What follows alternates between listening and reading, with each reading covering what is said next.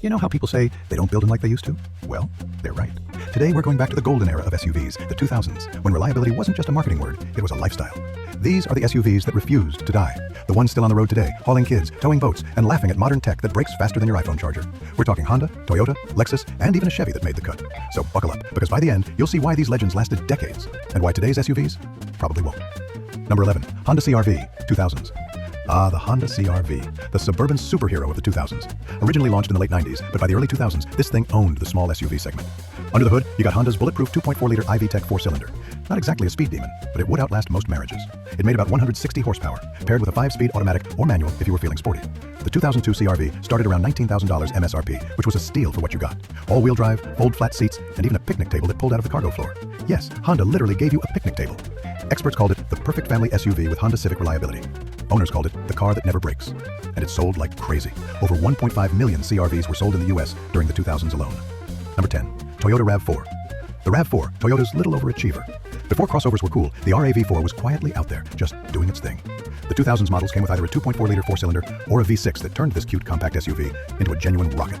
MSRP started around $20,000, and it was the go-to for people who wanted Toyota reliability but didn't need a full-size SUV. Car and Driver loved its nimble handling and bulletproof drivetrain.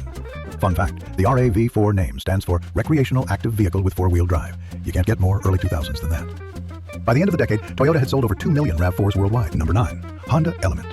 Now this one, the Honda Element, was weird, but in the best possible way. Boxy, plastic floors, suicide doors. You could literally hose out the interior. It came with the same 2.4-liter IV-Tech engine as the CR-V, about 160 horsepower, and a 5-speed manual option that made it shockingly fun to drive. MSRP was around $19,000 to $23,000, depending on trim. People loved it for its durability, practicality, and charm. It was the ultimate dog owner car. Automotive journalists called it the anti-SUV for people who secretly hate SUVs. It didn't sell as much, about 325,000 total in its run, but it built a cult following, and now, clean elements sell for ridiculous money. Number 8, Toyota Highlander. If the CR-V and RAV4 were the small fries, the Toyota Highlander was the middle child that did everything right. Launched in 2001, it shared DNA with the Camry, so it drove smooth, quiet, and dependable. Engine options included a 2.4-liter 4-cylinder and a 3.3-liter V6, both proven workhorses. Starting MSRP back then, around $25,000. People loved its car-like ride and Toyota quality. It became a top pick in reliability surveys and a family favorite for those who didn't need a truck-based SUV. Over 1.3 million Highlanders were sold in the US during the 2000s. Number 7, Lexus RX.